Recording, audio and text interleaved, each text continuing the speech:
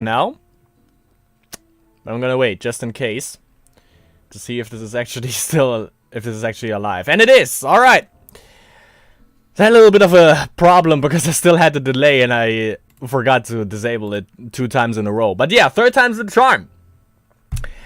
Hey there everyone! Hey there dear Spellweaver community. Welcome to a little bit of a special live stream. Actually, it never been done before. If you happen to watch this on YouTube, you know, usually I make a recording of this and then I just put it up on the YouTubes, on the tubes of you. But this time I decided, you know, why not make a live stream? Because there has been something going on in the world of Asperia, and that is of course the buff patch, if you will, for Spellweaver. And by the way, let me actually make sure that I also post this on Discord, so everyone that wants to participate in this madness can actually just join right in. Because for some reason, Discord doesn't automatically pick this up. Let's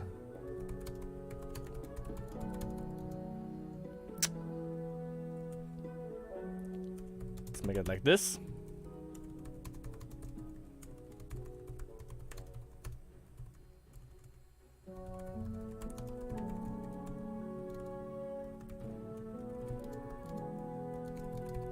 Stream is up and running. Alright. Good shit. So everyone in Discord should also know what is up. And I have chat disabled.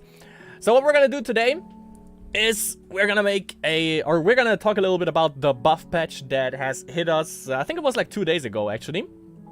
I have the browser up right here. I have the chat right here. That should be okay.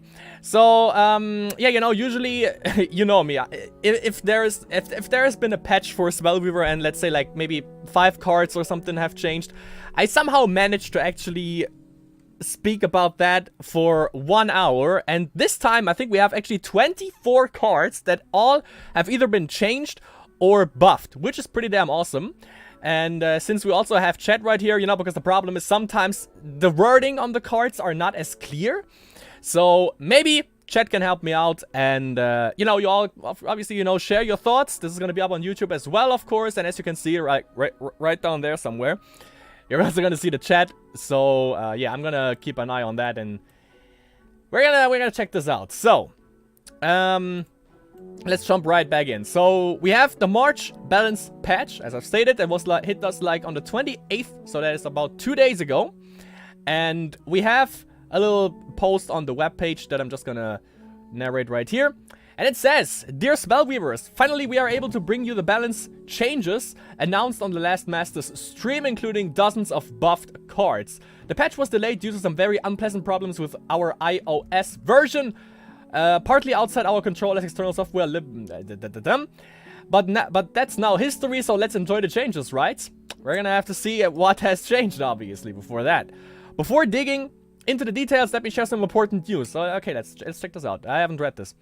To make up to you for the delay, we are going to hold 3 free exclamation marks crystal free roll tournaments at different times on Friday, Saturday, and Sunday. The Sunday one will be Conquest. Ooh. Sounds good. Seems fair. We have changed our minds and Scatterdoor's bitching remains in its current form. Changing it was just too risky. Yeah. Also considering the fact that we have Masters coming along in 1 week from now. So Scatterdoor's hasn't been changed, which might be for the better. And, oh, well, no, it's not. It's still not Scatterdoor's bitching. It's still Scatterdoor's forgotten bitness or something. You can quickly see all changed cards in the collection screen. Simply type changed into the search box. I didn't even have to put it on the favorite. Well. Here are the new versions of all cards that were changed in this update. And of course, I have this up right here. But let me see that actually. Wait, what? Oh yeah. In cards and changed. Ooh, that actually works. Nice. Alright, so these are all the cards that have been changed with this update. And I think we're gonna go... We're gonna go right into this. So, first thing that has been changed. And he also mentioned it down here, by the way. Also, in addition, the rarities of Cloning Vat, Descendant of Divinity, and Primal Battle were increased. so you won't encounter them so often in limited formats. Draft tournaments and Spellweaver trials don't really care about that in the first place. To balance things, the rarity of Symbol of Fate and Mistress of Shadows were decreased. Yeah, I played neither of those because I'm terrible at freestyle deck building and freestyle wrapping, so I don't care about that. So first thing that has been changed, first card, is Path to Transcendence. And it says right here, you don't get your creature back when Path is destroyed. Yes, this card has been toned down. So it's not... Igloo, you've been lying! You said this is going to be a buff patch. You didn't say anything about nerfs. Jesus Christ, man. Okay. So at the end of your turn, you may... Did I adjust the gain? I actually did, alright. At the end of your turn, you may put a human creature without a might emblem you control under Path to Transcendence. So yeah, that is still normal. I think the costs and the level changes are also still the same. Like the mana cost and the level costs, they should still be the same. I haven't really played with Path, to be honest. Not with like plain order decks to begin with. At the start of your turn, return a creature under Path to Transcendence onto the field under your control, then put a might emblem on that creature. Yeah, a little bit of a tone down, but I think, yeah, with this change, I think it's actually more balanced than it was in its previous state. Yeah, basically not much has changed, but it's definitely toned down, and I kind of like it. And by the way, just to make sure, because you know this is a Love Giant stream, so of course I'm gonna open up a little bit of a beer, because I'm still German after all. Qingtao beer, Chinese beer, awesome shit. Kanpai. Alright. Woo, love this. Alright. Next card. Unmemeable Spirit. If anyone remembers or actually watched the little, I think it was a Conquest stream that I did, where Stallion actually entered the fray. Like 1 hour in or something, and we talked about, after the Conquest tournament, we talked about for 1 hour. We didn't do anything, we just talked, and I still figured why not leave this in, because it's kind of hilarious to some people, maybe. But yeah, we also were talking about, I think I was playing PewQ, and he had the Birkening Rage deck. The Birkening, as Stallion actually called it, and he was also, like, we talked about the Unmemeable Spirit, as I like to call this card. And, yeah, it has been changed, which was weird. Or it has been nerfed. And I also said to Stoyo, like, I don't freaking understand it. Because Unmemeable Spirit, the only deck you have ever seen Unmemeable Spirit was in that Birkening Rage deck. And also Stoyo was like, yeah, like, what did Unmemeable Spirit ever do to Igloo? Like, I don't know, maybe... I don't know. This card, apparently something had to be done about it.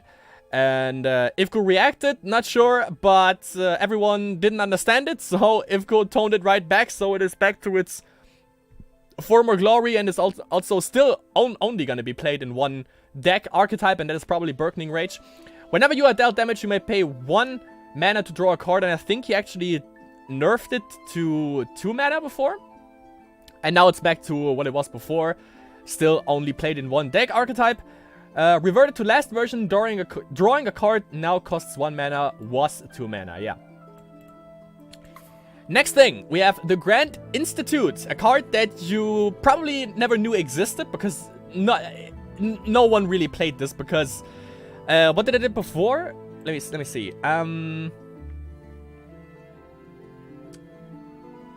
Okay, I think you got like 1. I think what it did before was, if you activate it, I think it was like 1 mana. Cooldown was 2 turns, not too sure. And it just gave you one additional order level. But still, I think the main point of this buff patch, by the way, is to make mono wisdom decks more viable. And that's probably why this has been changed as well. But yeah, like double wisdom levels, if you just do double wisdom, I mean, the freaking wisdom has new horizons. So if you need an additional wisdom level, then, you know, you just play New Horizons. And I can't really think anything off of the top of my head that would actually benefit off of having 2 or even more wisdom levels, other than any other color you would normally splash in with wisdom. Because, you know, mono wisdom wasn't really viable because it didn't do much, obviously. But it has now been changed. It's now 2 mana. cooldown of 3 turns, and it is gain 1 level in the aspect of your choice until end of turn. I am smelling chickens again, by the way. Just saying that.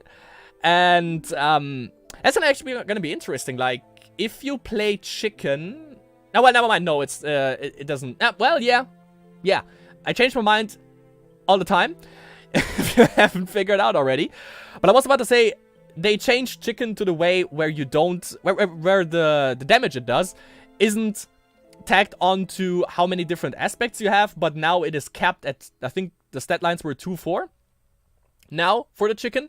But, of course, chicken still is gonna benefit off of you having multiple aspects. Because, you know, you get deadly, flying, ranged, unstoppable, swift. I think it was actually everything. I'm kind of impressed by myself. And, yeah, like, the only thing that I can actually see for now, we don't know how the other wisdom cards have been changed, obviously. But, of course, chicken is gonna definitely benefit from this. If you just play chicken and you want to change and you want to buff it or give it an additional stat line, then of course Grand Institute is a good addition. I like that. Gonna be interesting to see what else people play with this. Of course, also this can also be used with how is it called? Catacomb Keeper, obviously. You know, to give you an additional draw, like go up an additional like corruption level, rage level, dominion level, like an additional evil aspect. To maybe just draw a bunch of more cards. I like that. Next thing, we have Rouen Lit Incarnate.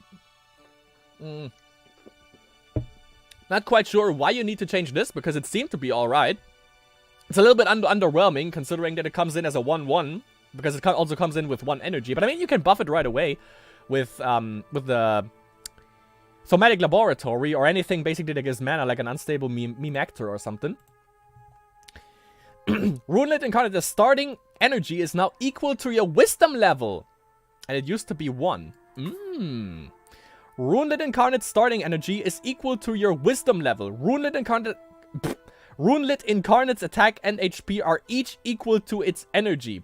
So yeah, okay, that's the whole thing that has been changed. It still gains 1 energy at the start of your turn and benefits off of it having more energy than 0, basically, as any card probably in the game. But, okay, so equal to your starting level, which is pretty good, actually. I like that, because, you know, you can remove it, like, right off the bat. Obviously, before you... Like, this thing in the early stages can be a problem if you don't deal with it right away, obviously. But I like the fact that you can just obnoxious it or... just put a weakness emblem on it with Word of Pain or something to just get rid of it right off the bat. I like that. And also, this can be viable late game. Like, if they really, and it seems like this now, just by this card, if they really make wisdom levels more, or mono wisdom decks more viable, if they want to make that, then they definitely succeeded with this card. This thing is gonna see play in mono wisdom decks for sure. Because it also can be viable in late game. If you have 4 wisdom levels, which is the maximum, I don't see why you would go up more than 4 aspects in anything. But yeah, if you go up for 4 wisdom levels, this thing in mid game and in late game can be helpful, because it doesn't come in as a 1-1 and then, you know, you need to buff it up. And late game, if you draw this card, you just use it as a DO, basically, because this thing doesn't do anything late game. Unless you have like 2 things basically that give it mana to bump it up to a 4-4 right away.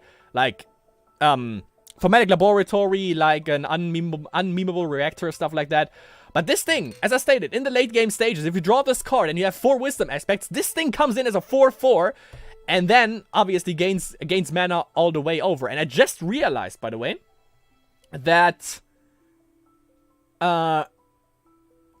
if you, let's say you have 3 wisdom aspects, you play this, it gains mana, like 1 energy, and it loses 1 energy, it still remains as a 3-3. That is a severe buff, actually, now that I think about it.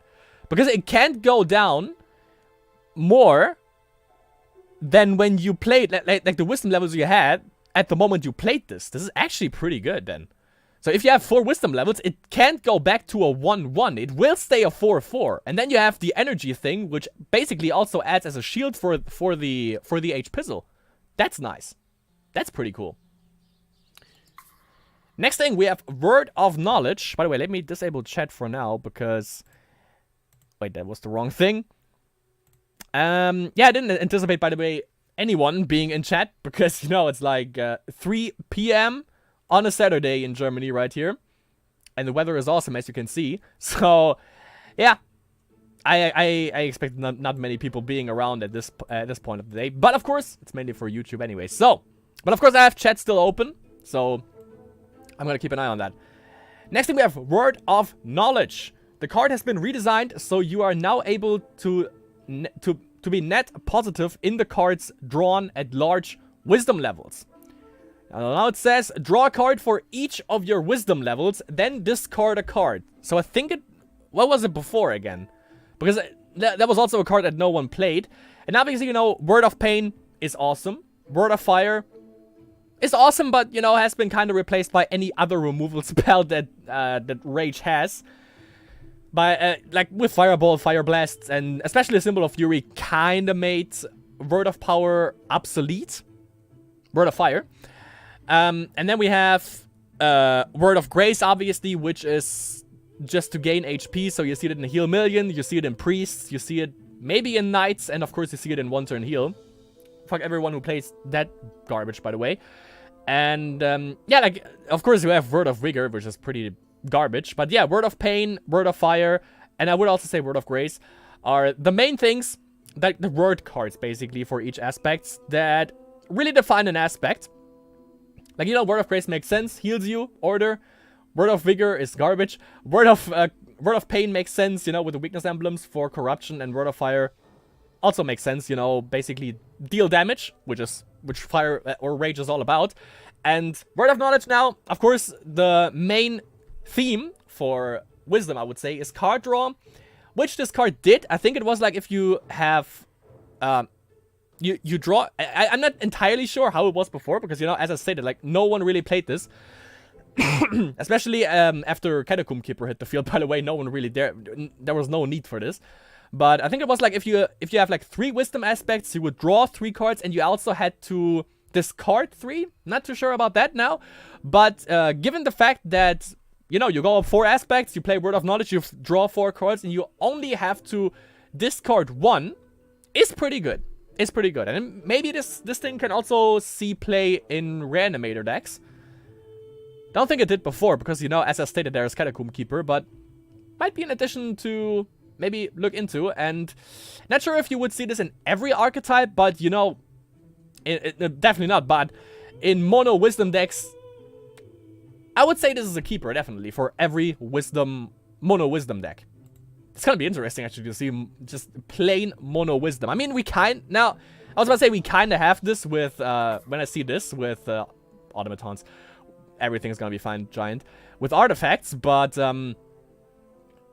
by the way, artifact, as you saw probably in my face right now, I was forming a joke, and now I maybe destroyed it because I waited too long, but Spellweaver artifact, bigger, Valve artifact.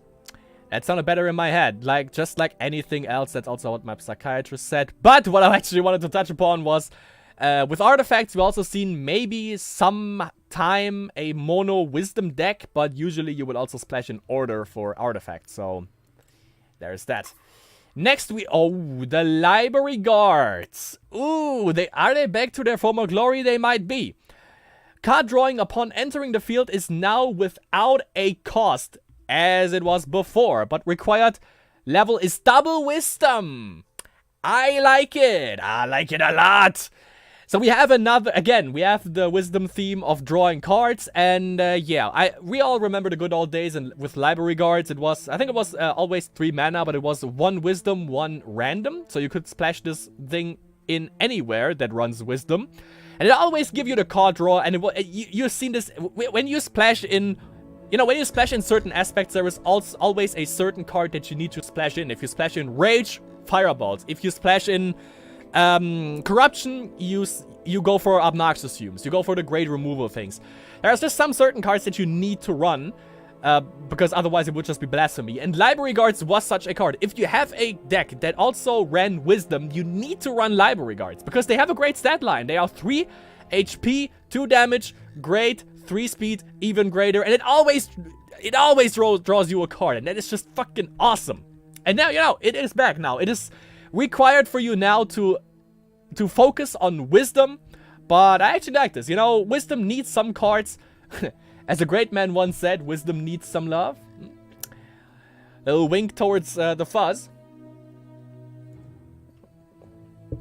And yeah, with library guards being back now, I actually really like this. And of course, you know, as I stated, it goes hand in hand with the theme of the entire deck of drawing cards. Love it. Nice. And also, you know, 3 speeds. I like my 3 speeds, you know. Next thing we have Steel Sentient. Do we really need to change this? Now summons a drone upon entering the field. Ooh, a little bit of love for artifacts right here.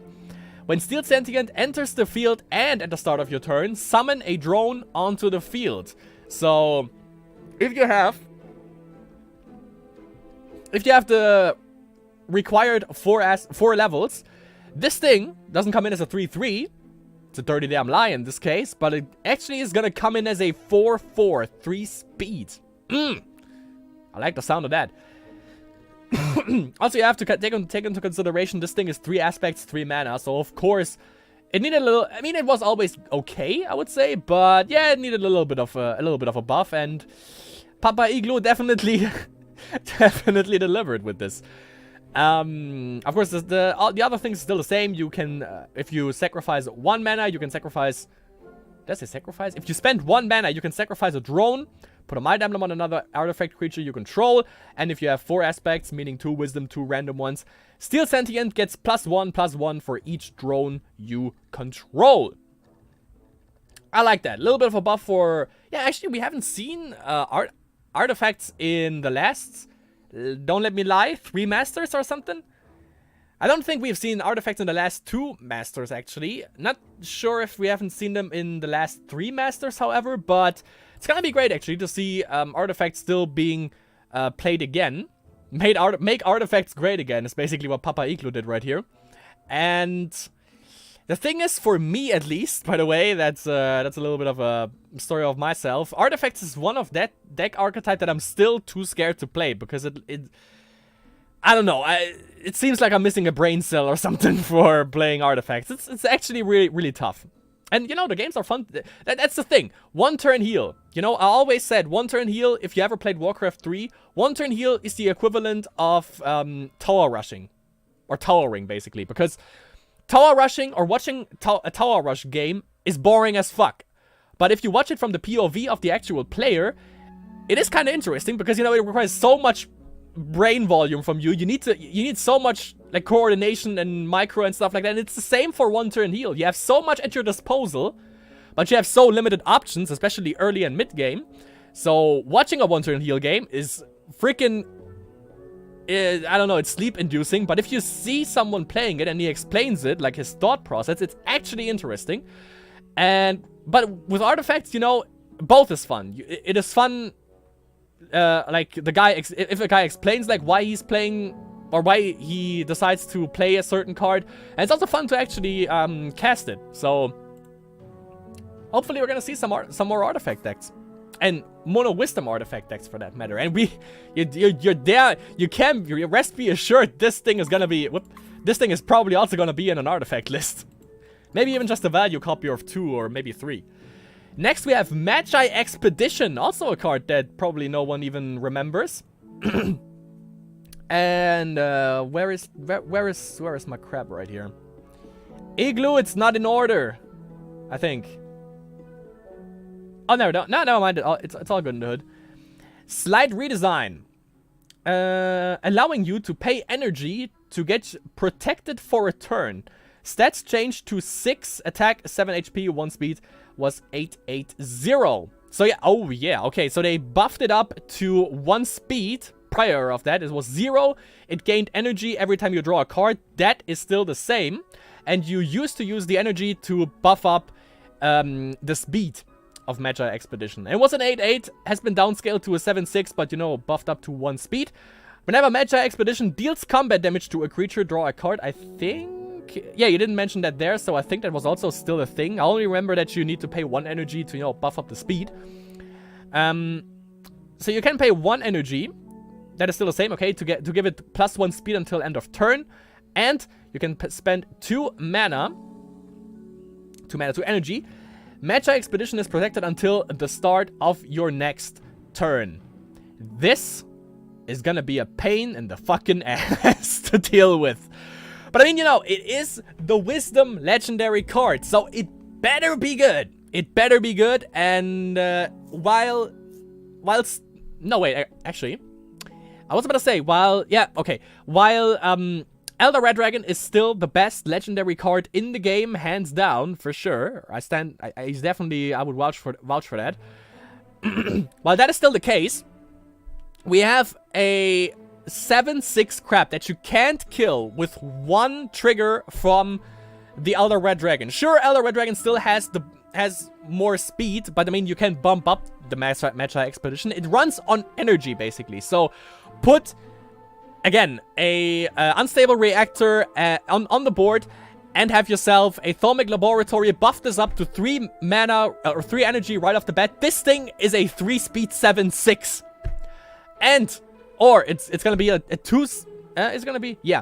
No, it's gonna be a 2 speed 7/6 that is also protected. You can protect this thing from Mechanicalism, basically. This thing is unkillable. Basically, a 2 energy. This is gonna be interesting. This is, I like this change. Of course, 2 wisdom aspects, 2 random ones, 4 mana. Let's see what you got, good old crab. You have been introduced into the game for real now.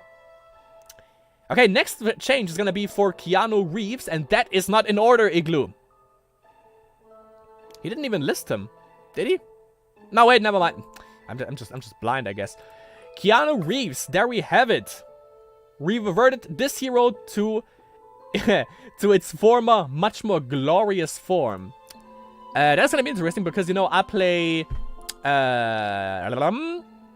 plants, and of course it's gonna be interesting to see how they changed him. And of course, you know, Storyall also mentioned this on the Conquest stream that I did, that they actually thought about like changing Keanu Reeves, not like changing the thing how his hero power handles, but just make him more viable, make him better than he is right now, because you basically never see him play in the first place. Play a creature with a base cost of 3 mana or less from your hand under Keanu Reeves without paying its mana cost. At the start of your next turn, put that card onto the field with a Might Emblem. So yeah, it's still the same, but they just buffed it, I think, before. Wasn't it a creature with 1? No, wasn't it 2 levels or something? So now you can basically play Namir under him, which is actually pretty damn interesting because, you know, he's 3 levels, but he also is only 2 mana. So yeah, I like this change actually. It's not gonna change much in terms of my plant deck, sadly, but I can definitely get behind this. Creature with base cost 3 or less. We're gonna have to see now with the cards that have been added, obviously, to see which cards would actually fall under the category of this. But especially, you know, for nature. But yeah, everything that runs Keanu and, you know, is out to give Might Emblems, it's gonna be great. Next off, we have the Sprouting Totem. Hold on a second, I have to roll down something here.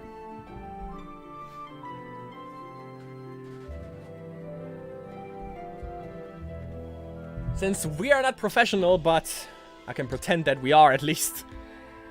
Okay. So we have the Sprouting Totem next.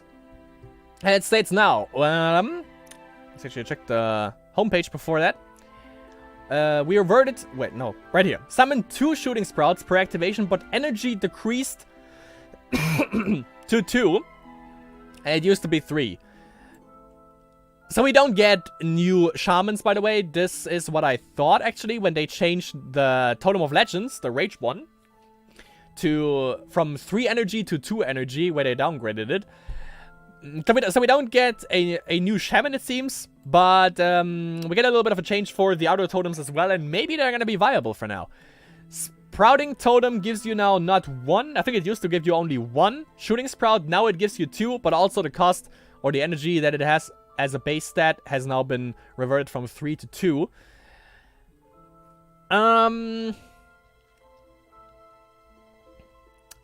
I don't know. The problem is that still nature... The thing that could work, and that kind of worked against me in one ranked episode, I think also, or almost worked, was Keanu Reeves with nature rage totems. Also with the Moonlight Monument. That has also been changed. Was it Moonlight Monument? Moonlight Monument was something else. Totem of the Moon. Yeah, but where basically what it did was Moonlight Totem gave you +1/+1, and you used to play, if you ever tried it, which probably didn't end up as well as the usual Rage Corruption Shamans. But what you used to do is you run Sprouting Totem, obviously, you summon a bunch of Sprouts, you have Moonlight Totem out, you activate this, and you play it with basic Naiva. So you give all of the plants that you summon Swift, you use Moonlight Totem, Totem of the Moon. Did they change the name? I'm not sure. For some reason, I think it was Moonlight Totem. Or something like that. But, or Moonlit Monument, whatever. Where the fuck do I have that from, actually? No, that's gonna bother me for the rest of the day. But yeah. It gave you +1/+1, and we all know that Shooting Sprouts get double the bonus from attack and H puzzle. So, they used to be a 2/4 until they took an arrow to the knee. For the end of the turn, which is not good, obviously. It's not like... it would be OP if it would be like for the entire match, obviously, but for the end of the turn, not that great, but we get to that in a little bit. Sprouting Totem, however, not gonna see play in plants the way I play it, at least, but I mean, we have one shaman, actually, the Gurkha Tribe Shaman, so no, I also don't think you would see this in elves, because you don't focus on... No, definitely not. Because you don't focus... With elves, you don't focus on... Oh, actually... No, actually, in elves, you also play Spore Shepherd. Which, obviously, you know, is pretty good. The more plants you have out, it's pretty funny to play to play this guy. Play the girl Spore Shepherd, but... With this totem... Gurkha Tribe Shaman is the only shaman that you really would play with this. It would be cool to have this out with the Spore Shepherd, but there are just way too less viable shamans, I would say, out. I could see people tinkering now with fire nature shamans. Maybe it works. I would definitely play some Spore Shepherds with this, because, you know, as I stated, you know, otherwise, unless you don't have, like, immediate... And the problem is, if you don't have immediate buffs, like Touch of Light, which Rage doesn't have. At least not that I can think of. No, they don't. They don't have, like, something that gives you Might Emblems for the entire turn. I might forget something here, but I don't think they have. The only thing that has that, obviously, is Order. And Nature, for that matter. So...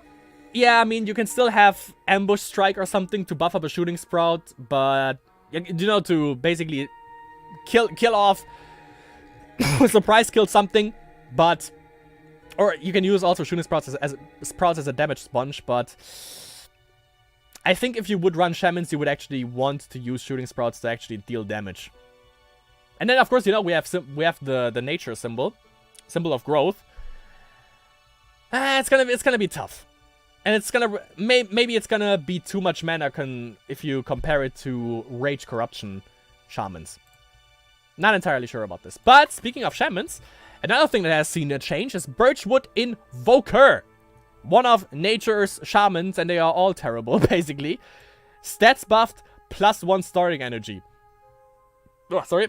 Whenever a totem you control is destroyed, +1 energy, and it has channeling. It's a 3/2 now. That is actually decent. Sorry. It's basically like a Library Guards with 1 less mana. It's basically like a Rocky Tribe Mystic. You can play totem cards from your graveyard. Ooh. Using Birchwood Invoker's energy to pay their mana cost. And there we have it, by the way. There we have the problem that I said, you know, that you might just not have enough mana. Or that Nature Rage Shamans just need way more mana to actually do something. But, given that you can't Obnoxious Fumes this, and kill it off really fast in the early game, unless you run Rage and you run Fireballs, which you do when you run Rage, obviously, as we have established, that is one of the cards that you need to splash in when you play Rage. But, I think I actually might try out I might actually try out nature rage shamans, because, you know, you can get out any totem that you like. So yeah, okay, you need to use his energy, so that basically means... Yeah, that basically means you can't pay half of it with the energy and half of it with your mana. That would be a little bit OP, I think. But that is pretty good, actually. I like that. And what is that? Sprouting. Sprouting totem has only 1 energy. So if you have 2 of these in the graveyard, let's say you lose 1 after you activate him. Yeah, because of course he's a shaman, so the totem is going to be activated. You can get back both. You can do some really, really nasty stuff. If you have... Just imagine the madness, by the way. You run basic Neva. You have 2 of these freaking... I always want to say sprouting for some reason. Sprouting totems in your graveyard. You use this up once. You have 2 on the board. You get back both of them. You play another shaman. You have 6 of them out. You have a Spore Shepherd out. Basic Neva. And you run in for crazy amounts of damage. You run in for 12 damage if you have freaking 6 of these bad boys out right here. Shooting sprouts. That could be pretty funny. Basically, shooting sprouts could be what how's it called? Offering Yard Priest is for Rage Corruption, or for shamans nowadays. That would be fun. That would be actually pretty fun. But of course, board clear is going to be a big problem. Totem of the Moon has been changed. What it used to do was, as I've stated before, it gave you +1/+1 for all of your creatures until end of turn. And if you don't run basic Neva, this thing is pretty much garbage. Whoops. Let's see. Totem of the Moon now puts 2 Might Emblems on creatures you control upon activation, and there we have it. There we have the insta buff for the shooting sprouts. Goddamn Igloo. Do you see what he did there? Did right here? This thing summon. Wait, we got. Hold on. I actually freaking love this, because that means I can play plants, and I don't have to just play, you know, the standard version, which is still pretty funny. But oh my god, I can actually play plant. I could play. Yeah, you know, I need for the plant deck that I usually have, broccoli. I can get out Ethereal Zapling and swap it out with sprouting totems. I'm just gonna call it sprouting from now on. Screw it. I can just put in sprouting totems and oh yeah, a bunch of, like, you know, Gurko Tribe Shaman or something, because he also buffs up the shooting sprouts. So that could be pretty funny. But what I wanted to say is, you know, this thing summons explicitly two shooting sprouts, and this thing gives explicitly 2 Might Emblems, and they both have 2 mana. Half-Life 3 confirmed. You heard it here first. But yeah, it gives 2 Might Emblems. This thing summons 2 shooting sprouts, and they both have 2 energy. So basically, these 2 right here are friends with each other. I think my cursor is actually... I disabled them. So, Sprouting Totem and Totem of the Moon, they both definitely are together forever. And Birchwood Invoker, you know, welcome addition. So, I hope we're gonna see Rage, Nature, Shamans in next Masters. We better have at least 1. And that's the first time that I actually would look forward to a Nature deck. But of course, it's not a Mono Nature deck, so we are still safe. Fey of Charm, a card that I absolutely love. It's a great card. The power to take an enemy creature for the duration of the attack made optional. Oh yeah, that actually could have been a downside. So it is a... Oh, it also has been buffed from stat-wise, didn't it? Ah, Igloo, you forgot to mention this. So I think before it was a 1/1 and was removed, obviously, by every single... what's the word? Removal in the game. But now it is up to a 2/1, so... yeah, before... Like, the thing was before... People didn't really want this because, you know, it required for you to go 2 nature levels and 1 random aspect. And the only time you would actually go up for more than 1 nature aspect is in elves. And this thing is a fairy. So you don't need it. So you don't need it in an elf deck in the first place. And elves have obviously the speed advantage, and this would take up one space that you could potentially get another elf with Niana. So of course this thing hasn't been seen play anyways. And also if you run mono elves, you wouldn't go up 3 aspects unless you run Algaron, and who in the fuck does that? But with this one, of course, you know, now it is even more required to actually throw a removal spell at this thing, because this thing can get ridiculous, especially if you have 2 out. The thing is, if this thing is out, you don't even need to attack with this in order to get the effect. You know what it does? Of course, when you declare an attack, you may choose an enemy creature. If you do, ready that creature, stupefy it for the duration of the combat, and it attacks its controller if able. The funny thing is, you know, obviously Rouen Lit Incarnate has been changed. I want to know this actually though, because, you know, no one played Fey of Charm, but you stupefy that creature, so... But it was energy based, so maybe not. I was about to say, like... Okay, oh wait, it works still with Deathbound Incarnate. He is stupefied. So does that mean if you run Fey of Charm and select him, he is stupefied obviously, that the Deathbound Incarnate is just dead? That would actually be pretty funny. I want someone to try this out. That would be interesting to know. But yeah, before you needed to use to select one of the enemy creatures. If you have 2 phase out, you just need to attack with 1 creature that you have on the board. You don't need to attack with this, which is pretty damn sweet for the effect to still trigger. Very powerful, but you know, the problem is that it requires specifically 2 nature levels, but that is how it's supposed to be. If they would revert it to like 1 nature, 2 random, it would be too powerful. They would be able to splash it in anywhere, and obviously they want to... This patch simply is for mono wisdom to be viable, and I think the next patch might be to make mono nature more viable, and they definitely need to change Word of Vigor for that, by the way. Definitely. Maybe even Wasp Swarm. Because also still no one plays that. They didn't even play it. Nature's Encouragement. They also didn't play it when it used to be Wasp Swarm too. But yeah, I like the change for this. You know, now you definitely need to throw a removal at it, and you can remove it with a simple Word of Pain, which is definitely a good thing. And you also can, you can still kill it with Angel of Retribution, by the way, because it deals 2 damage, I think. But yeah, it could have been a little bit of a problem back then when you actually needed to choose an enemy creature, because it could cost you the game if you would have lethal on the board, but or you would almost have lethal on the board, but you still needed the next turn, and you could have killed off an enemy creature with one of your creatures, but you had to get it on your side to attack with it, and it wouldn't be lethal, but you would have removed a big threat. So yeah, I like the change for that. But yeah, this one with shamans, I don't think it is. This deck kind of favors rage nature, or nature shamans in general, I would say, and nature totems with that. But Fey of Charm probably not something that you would run in rage nature shamans.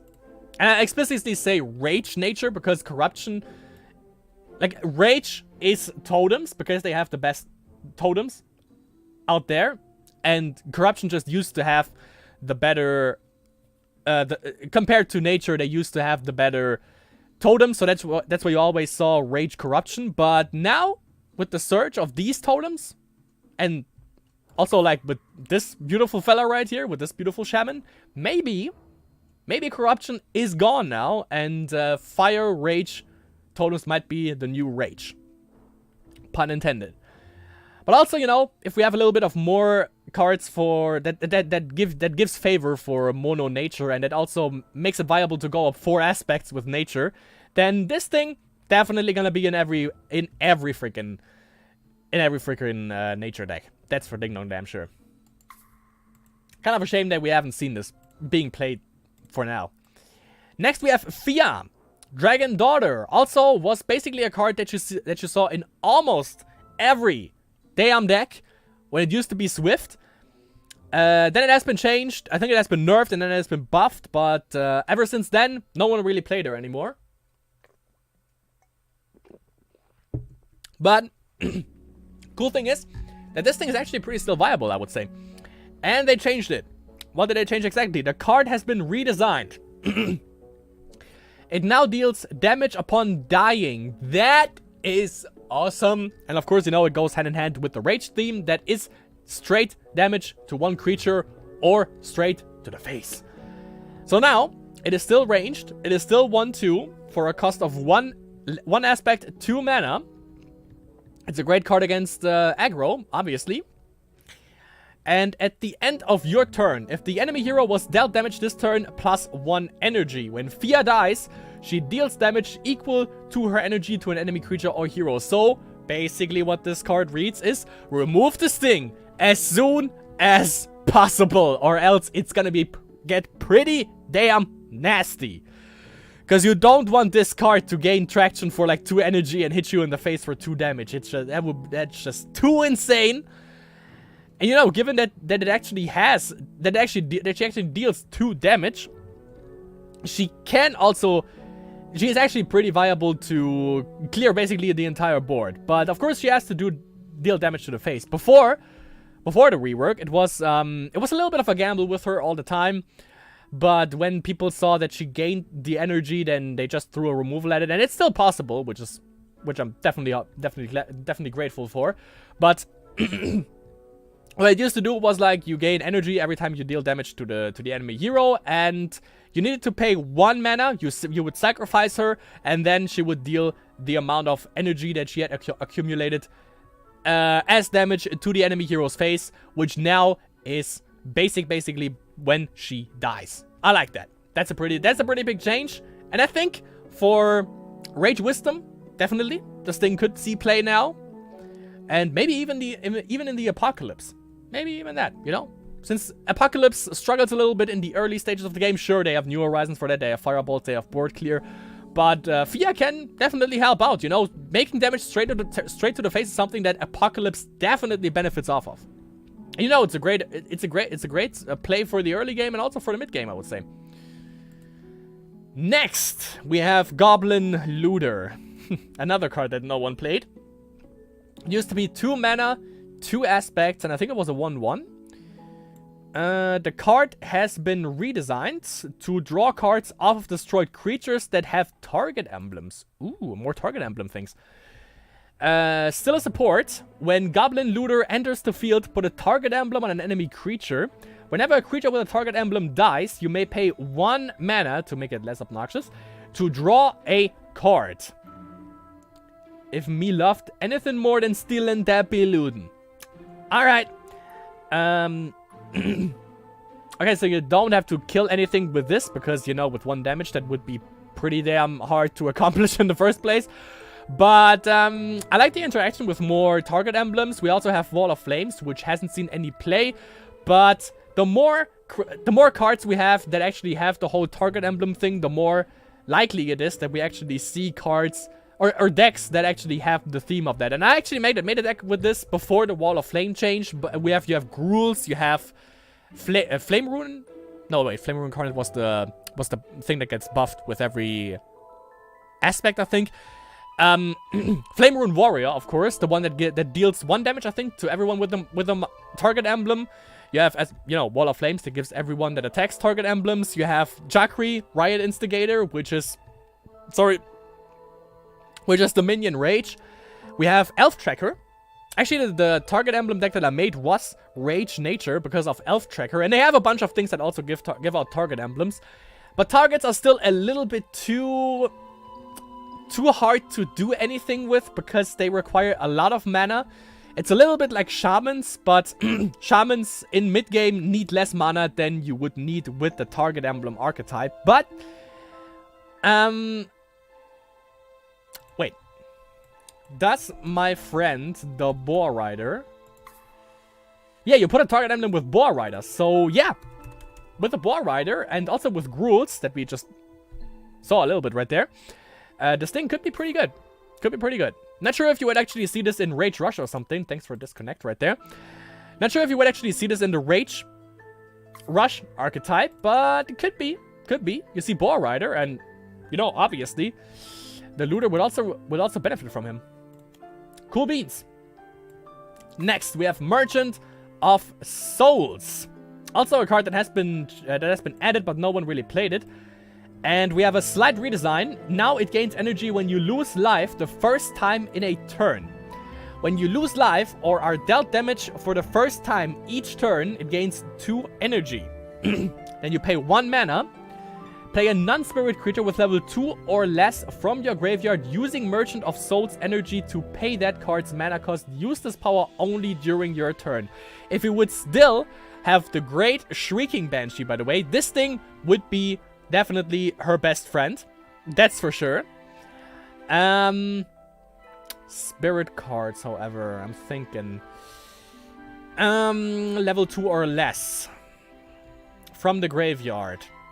For some reason, I'm thinking about my favorite friend lately, and that would be Reincarnation Spirit, but you want to summon him from the graveyard in the first place with his ability. So you don't need Merchant of Souls for that, but for spirits. Let's check this out. No, wait, a non-spirit. Yeah, of course, non-spirit creature. Never mind. I'm a fucking dumbass. With level 2 or less. So you can get back Thea, which has been changed. You can get back Goblin Looter. You can get back Erulak. We're gonna see how he has been changed. But wait. Non-creature with level 2 or less. Pay the mana cost. You can get this douchebag right back from the graveyard. You just dealt with this garbage and then he comes back right away with Merchant of Souls. Definitely disgusting. What else does Rage have? Let's check this real quick. That's kind of... Oh, yeah. I'm in favorites, of course. Okay, let's check this out. So yeah, for Rage Rush, this thing won't see play. I actually thought when Merchant of Souls was introduced, I actually said for sure Merchant of Souls is gonna see play in Rage Rush. I think I said that. Don't quote me on that. You can actually check the video, however. But obviously it hasn't been played in anything that requires Rage. With this change, however, that you can get back stuff back from the graveyard and you don't need to run Corruption for this for Reanimator, or for Reanimate, could actually see play. If we take a look right here, everything that you see right here can come back. You could play it with Shamans, but also only as a value pick, I would say. Maybe like 2 or 3 copies of it at the best. Because you can get back Offering Yard Priest, but you also have means to get it with Swamp God Emissary, so maybe not necessarily. But you can get Rocky, Tribe, Mystic God. It's basically just another Reanimate at this point, basically. You can get back Gibo and Ronnie for a little bit more board pressure. Flaming Alright, you don't need to, because it comes back anyways. If you have something out, you can get this guy back, the good old Ogre Captive. You can get a bunch of stuff back, but you can get back a Flame Serpent. Maybe Rage Rush now with this. I mean, you know, it only needs 2 aspects, and that's all that Rage Rush needs. So maybe. Oh wait, no, it's a spirit, right? Yeah, it's a spirit. Never mind. So that is out of the equation. But yeah, I can get back a bunch of stuff. Only creatures? Yeah, non-spirit creature. But of course, you know, if you splash in other colors, then there are definitely stuff that you can get back that are more atrocious. For instance, a card that has also been changed, and we look into that. No, you can't get back Dread Knight, thank God. But an Undead Hydra, you know, you can get that back. You can also get back Drinking Banshee. No one plays this. In milling, no, you would run Mono Corruption for that. But you can get back a Mesmerizing Spirit for additional niceness towards the enemy, or another Spider maybe. Yeah, you can get back some stuff, especially if you splash in colors. Needless to say.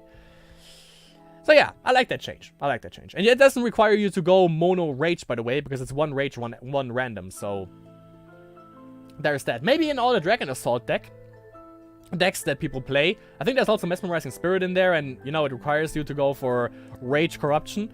So maybe in this deck, maybe. Even though Mesmerizing Spirit is a spirit, never mind, you can't even get that back. But I'm sure people can figure something out. Like, yeah, Infected Survivors and stuff like that, you know? Sure. And also Flesh Sculptures. There you go. Next we have Erulak Warborn, a card that I always wanted to make work, but it doesn't quite work. The 2 powers were swapped. You can now deal damage. You can now damage all creatures without level 4 requirement. Ooh, I like that. So now, Erulak Warborn. 2 aspects. Rage. 4 mana. And it's a 5/4 with 2 speed. I like the sound of that. It's unstoppable. Legendary, obviously. So it better be good, and it wasn't really good.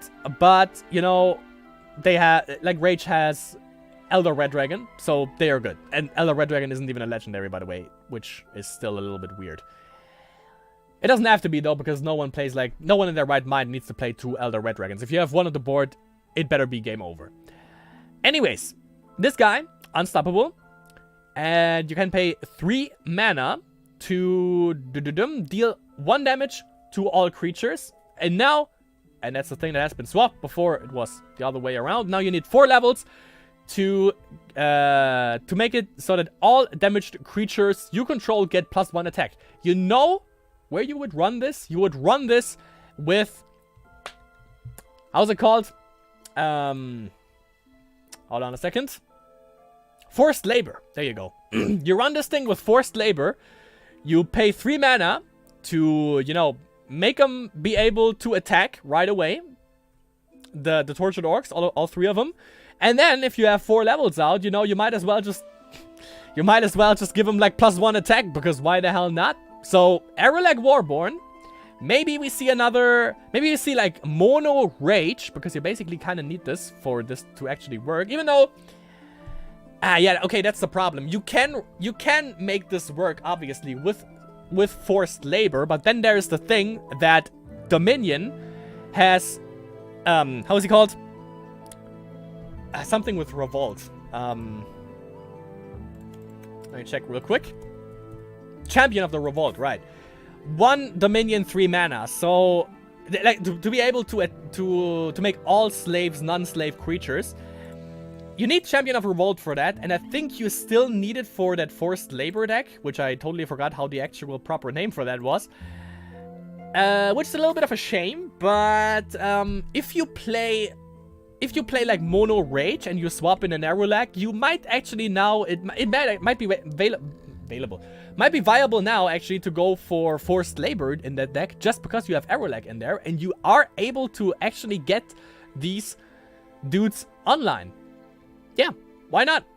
So probably not in the Forced Labor deck with the Champion of the Revolt, but, you know, for Mono Rage deck, this thing definitely hits hard. And, you know, deal 1 damage to all enemy creatures, or all creatures on the board, basically, it's pretty damn terrifying, obviously. Definitely need to play more Mono Rage now. And next, we have Despina, our problem child. Back in the day, she was OP, and then she was never been seen again. The problem, of course, with this creature is it is a basic hero, so basic heroes for beginners, they need to have basic abilities that are easy to understand, which was for basic Despina back in the day. It was pretty easy for noobs to understand it, and the problem for me, however, when I started playing Spellweaver, every Dominion deck I played needed to have basic Despina, because she's just the freaking best that Dominion had, and she was the best hero in the entire game. Basically, what she did was, I think you needed to pay 2 or 3 mana. It had a cooldown of 3, I think it was, and what it did was refill all your mana crystals. Pretty OP, obviously, and then that's been changed to, I think you can pay up to, what was it even, 4 or 5 mana. And then if you have like 4 mana, you pay 2 mana, and in the next turn you would have, I think it was 7 mana. Basically, you sit out 1 turn to have a better turn next turn, which is kind of counterintuitive, and it's also not really that easy to understand for newer players. Now, this change is dope, and is also easy to understand for newer players. Now it's Toxic Aura. A creature you control is deadly until end of turn. So 1 turn kill is now officially dead. Can't be done the way it used to with Dominion Rage. But I actually like this one. You can choose any creature, and it's only until end of turn. So, but, well, oh wait, okay. I was about to say, a creature you control. It doesn't say, like, a creature that you play, because that would also require that creature to be swift, which is not common for Dominion. I don't think there is actually one thing that is swift, maybe 1 or 2. Not more than that. But yeah, it's until end of turn, cooldown of 3. I'm perfectly fine with that. Can be pretty good. Can be pretty good. And I can actually see Despina climbing back into maybe even the top 10 ladder with this. Because, you know, we also have the... How's it called? Assassin's Guild. Which basically is also deadly. You use Assassin's Guild, play a Shadow Step Assassin, and just kill one creature straight. And you also have board presence, obviously, because you play another creature yourself. And with this, you know, deadly for an additional creature. I love it. I'm definitely all for it. And the thing is, it doesn't have to be a Dominion creature, obviously. You can splash in any other color that you want. Pretty good. Pretty good. I like it. I'm fine with that. Next, we have the waifu. Moon Priestess. A card that I always vouched for. I always liked this. I liked it when it was a meme. When it was the meme priestess, basically. But I think now she actually can claim the title of Moon Priestess. She now is not a 1/1/1 speed anymore. No. She has been buffed. And it says HP and SP buffs. Igloo. Do you have a problem with this freaking card in particular? Because it kind of seems like that. This thing used to be a 1/1/1 speed. You know, for every one, I'm just skimming through right here. For the list of changes, he has like one entire sentence for every card. Right? For instance, like arrow like Warborn. The 2 powers have been swapped. Slight redesign, gains energy, whatever. He just said HP and SP buffs. Kind of seems that he doesn't really like the card. Okay. Maybe I'm just reading too much into it and we're just reciting an assault mine. But Moon Priestess is now 2 HP, 1 speed. 2 HP, 1 attack, 2 speed. Still comes into play on the support line. Still 1 level 2 mana. And still the same ability, which I actually really like. You have +1 mana this turn, which, by the way, obviously, the whole mana giving thing was the whole theme of Dominion back in the day. Because, you know, we had basic Despina, we have Word of Power? Knowledge? Power? What is it? Well, is it Word of... Yeah, it's Word of Power, of course. The one that gives you and the enemy... Yeah, and the enemy hero mana crystals according to your... Anti-mana crystals, according to your... How much Dominion levels you have. And, of course, this one fits right into the theme. Gives you +1 mana until end of turn. 1 filled mana crystal, obviously, because the empty one wouldn't make any sense. I don't know, actually, why Moon Priestess wasn't played in conjunction with Amethyst Scarab when it used to be OP, because it seemed to be a good addition, actually. Because you gain another mana crystal, so you get another trigger from the Amethyst Scarab. So I don't know why not even I thought about this. But yeah, Moon Priestess could see play now. You know, it can deal with a bunch of creatures, but obviously it spawns on the support line and it's not flying, so it can't attack off of the support line. Maybe they should actually make this. Just make it downgrade it to a 1/1 flying. Let it still have the power. Maybe even leave it be as a 2/1 flyer. So we can actually deal damage from the support line. Why not? Why not? Make it a 2/1 flyer. I would like that. Probably wouldn't really fly with the artwork, but I think we can deal with this. We can suspend our disbelief, I think. But yeah, still. This one can't get removed by any removal in the book anymore. Mostly I'm thinking obviously about Word of Fire and Word of Pain, but obviously Symbol of Fury is still a thing. Fireball is still a thing. So, but yeah, the enemy might now be even more intrigued to actually throw removal at this. And that's basically, by the way, why I actually played this card in some of the Dominion decks that I put together, also in Vampires. Not only because, you know, I like the ability of having like an additional mana, because sometimes I'm 1 mana short and this thing helps out with that. But also it requires the enemy to throw removal at this. He has to, because this thing can get out of hand. If you have 2 of these on the board, that's 2 additional mana every turn that you can, you know, get for yourself. Next, we have Murderous Chieftain, another card that you have never seen in any deck. And that has been changed like this. There is an extra option to sacrifice 1 creature and pay 1 mana when playing it. So everything is still the same. It's still 2 mana, which is ridiculous. 3 aspects. It's Basically the same for Namir, however. It's a 5/5 2-speed unstoppable, and when Murderous Chieftain enters the field, you either pay 2 mana, so you play it basically for 4, sacrifice a creature, and pay 1... Oh, okay, sacrifice a creature and pay 1 mana, sacrifice 2 creatures, or sacrifice Murderous Chieftain. I still don't get the last thing, why you would sacrifice a creature that's just summoned. Maybe for a reanimator list, but that's about it. That sounds just terrible, though. Because, you know, you still... yeah, the thing is, you still... When you play it with... Reanimate, you still need to sacrifice something, basically, so I'm not too sure. Whenever Murderous Chieftain destroys a creature, draw a card. Pretty good. 5/5, 2-speed. Decent stat lines, obviously. With the addition of being able to sacrifice a creature and pay 1 mana... This thing could have actually seen play in the Drunken Pegasi Vampire archetype, even though, of course, then again, not really, because it's 3 aspects. So maybe in a well, there was the Enoch Sacrifice list, but that has been dead for maybe 2 years at this point, so... Not sure actually where you put Murderous Chieftain in, where he actually would fit in, but... Get in where you fit in, too short.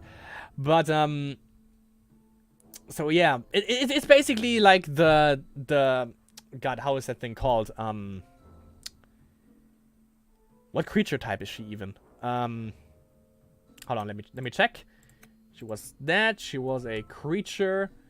She is called the 3-speed one. There it is, Bloodwell Elite. Who also is either pay 1 mana, sacrifice a creature, or sacrifice her. Basically reads a little bit similar to our good old Murderous Chieftain right here. But yeah, of course, with the stat line, it makes sense that you have to pay more, that you have to sacrifice more. So, I think I would take it. I'm not sure if actually anyone would actually play it, but the cool thing about this is you only need 1 Dominion aspect and 2 random ones, so you are not bound to have like 2 Dominion levels for this. So it's not bound to a one specific archetype, so could see play, maybe. I mean, you know, the stat lines and the speed is good, so why not? Why not? And you know, also if you destroy a creature, draw a card. Why not? Especially he comes basically into play mid to late game, and basically late game. If you don't run Wisdom, it's pretty hard to come across any cards in the first place, so he might be a welcome addition in that. Next, we have a card that is gonna be even more terrible to deal with. We have the Dread Knight, who you could actually play in Corrupted Soldiers, or Corrupted Knights, sorry, because this guy is a human knight for some reason, even though he doesn't look like it. Let's check this out. So, oh, hold on. Okay, so where is he? There he is, the Dreadlocks Knight. Add an extra power to prevent him from being blocked except by 2 or more creatures, and that is the big problem, and this is probably where we are gonna see this guy show up. Okay, maybe not in you could run it at zombies, because, you know, why not go up 3 or 4 aspects, because, you know, the Duke obviously benefits off of it. This thing wouldn't, though, because it's not a zombie, thank God, but still, it's a 6/6. Alright? Undead Hydra is only a 5/5, and it is deadly. So, Mono Corruption, maybe. Corruption Control, yes, Corruption Control, definitely. Maybe, like, Corruption Control is now also gonna take into consideration putting in Hands from Beyond, just to diminish speed on the enemy side of the board, and then this thing being more obnoxious than it already is. Dread Knight can't be blocked, except by 2 or more creatures. Ah, boy. When Dread Knight enters, basically 2 creatures die. When Dread Knight, because, you know, 6/6. Try to beat that stat line. And, of course, Deadly only deals 1 damage. If Deadly makes, I think, that's at least how for ranged Deadly it works, but technically you only deal 1 damage with Deadly. Because, you know, 1 slice is all it takes. When Dread Knight enters the field, that's also the pretty obnoxious bullshit about this. Move up to 2 enemy creatures to the support line. So yeah, I'm gonna make a corruption control list where I put in Hands from Beyond, 3 copies of this, 4 copies of Dread Knight, and just steamroll everyone. I think that would be pretty damn... well, I think it would be possible, definitely. So yeah, Dread Knight, Dreadlock's Knight, however you want to call him. This guy is gonna be a pain in the fucking ass, that's for damn sure. If you have Hands from Beyond, this thing is gonna run rampant. Jesus Christ. And it's not even a legendary, by the way. God. Next, we have Tren, Birchwood Guardian. Did we really need to change this guy? Putting a Might Emblem now starts at 1 mana, and it is increased by 1 mana with, each new Might Emblem. So yeah, that is not a buff, that is not a nerf, that is definitely a change. Because in the early stages, it's a buff, and in the later stages, it's a nerf. But usually, I have never seen Tren that much being played in the first place, but then again, when he has been played, I haven't seen more than maybe 2, maybe 3 Might emblems on him. Because, you know, at the beginning, what it used to do was you needed to pay 3 mana across the board for him in order to put a Might Emblem on him. So now every time you want to put an additional one on him, you need to pay an additional mana. So now you can actually buff him up earlier, and he still has only 1 speed, 4/4, so, you know, can buff him up to a 5/5/1 speed. I think that's reasonable, actually. Buffing up to a 7/7 is going to take a little bit of time, but I like that. I would actually call this, I would call this actually a buff for him. So yeah, 1 mana, put a Might Emblem on Tren, pay 1 more for each Might Emblem already on Tren. So you can't also cheese it, by the way, with stuff like... stuff that no one plays anymore. Speaking of that, how is that girl called? That gives out Might Emblems. Thea, of course. You can't cheese it with Thea, put a Might Emblem on Tren, and then only pay 1 mana to put in another Might Emblem on Tren with Tren's ability. So they thought about that. Pretty good. I like this. And also, but the thing is, Order Nature. Order Nature. Plant. I could put 1 value copy of this in Broccoli, actually, and it might work, actually. Other than that, the 1 speed is kind of a little bit of a problem. But you basically pay 3 mana to buff him up to a 6/6 1 speed, however, which is pretty damn sweet. But other than that, not really sure where you would run this guy. But he is unstoppable. So he has that going for him. And only 3 mana, by the way. 3 mana, 2 aspects. Next, we have Jakri, Riot Instigator. Also a card that apparently needed to be changed. The power to put target emblems made optional. Okay, so basically a buff, the same kind of buff that Fey of Charm received, minus the HP and attack buff. Or only HP buff for Fey of Charm in that matter. But yeah, a Fey of Charm kind of change. Mana costs are the same, level costs are the same, stats are the same, speed is the same, 4/3/2 speed. When Jakri enters the field and at the start of your turn, you may put a target emblem on another creature. Creatures with target emblems get +1/+1 and become slaves. Not much to say there. Definitely like that. And, you know, more stuff for you to distribute target emblems with. So, Dominion Rage target emblems. I think Stalyal actually had a list that he ran. Not sure who came up with the list, so sorry about that, whoever invented that. But, yeah. More target emblems. I'm definitely all for it. I like that. And then, last but not least, we have Power Shot. It now allows friendly creatures to be damaged too. Choose a creature with energy you control. This turn it has 1 energy. This creature deals 1 damage to another creature. Play boost. The chosen creature gains 2 energy if you pay 2 life.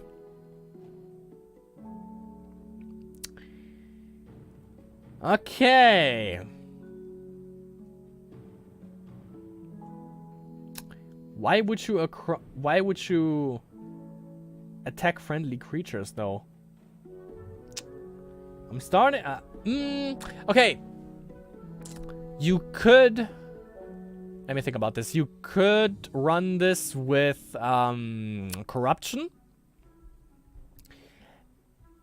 if you have something... well, it has energy anyways, so yeah, you can put this on any card, basically. So, you could play this with Corruption for the Hydra to buff this up just a little bit. You can use it in Rage Rush, to give Rocky Berserker just the Bite emblem right off the bat, which is pretty damn good. What else benefits from damage that you take to yourself? Of course, Slaves would benefit from this. Just, you know, damage one, and so it attacks. Okay, I'm all for it. Power Shot. And of course, you know, it is an ancient card, so basically all that means is you can also play this for a level, you can also play this for a mana. And you can basically play this in any deck, so... Another thing that you might consider putting into your deck for slaves and stuff like this. So why not? Definitely a good change.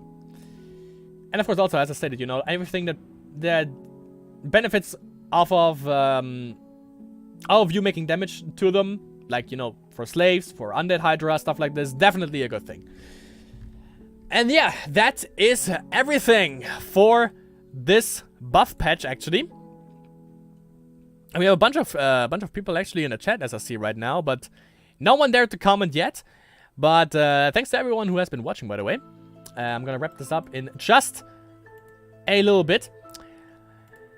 Oh yeah, so I managed to actually talk 1 hour straight for this. So definitely, by the way, in the chat, if you want to now, you know, you can still say what you think about all the changes. And of course, also, if you happen to watch this on YouTube, definitely let me know in the comments below what you think about all of these changes. I definitely think they are pretty good. And what this is definitely gonna do is it's gonna make for a great next Masters, which I'm gonna state this right now, and it's definitely gonna be a fact. I am gonna, just like with last Masters, where, by the way, Cruel Tech won. And maybe I still was, maybe it was me streaming, you know, maybe I'm his guardian angel, not sure. But if I am, maybe he should actually transfer some of the cash that he won. Just kidding. But yeah, last Masters where Cruel Tech won. All of respect, by the way. Again, drinking one for you. Just like last Masters, I am gonna stream Masters again next week. By the way, we can see this right here. In 7 days, which means on, when was it? I think, yeah, it was, April 6th, 2009, twitch.tv/TheLoveGiant, where I'm live right now. I am gonna stream Masters again, without a 10-minute delay, obviously, because, you know, I don't even have the cheat sheet to be able to look into other people's hands, just like the Fuzz does. I don't have that, so you won't have a 10-minute delay, so you can swap, and you can swap in between streams all the time to see even more Spellweaver. And maybe this time an album is gonna be available right from the start, so we can actually, because, you know, I have seen the stream. I have seen that they basically watched some games that I also spectated, so we didn't have much diversity. So if you guys don't fuck up next time, that would be pretty much appreciated. I mean, we actually, you know, are able to cover more different games. With that being said, that's all you need to know.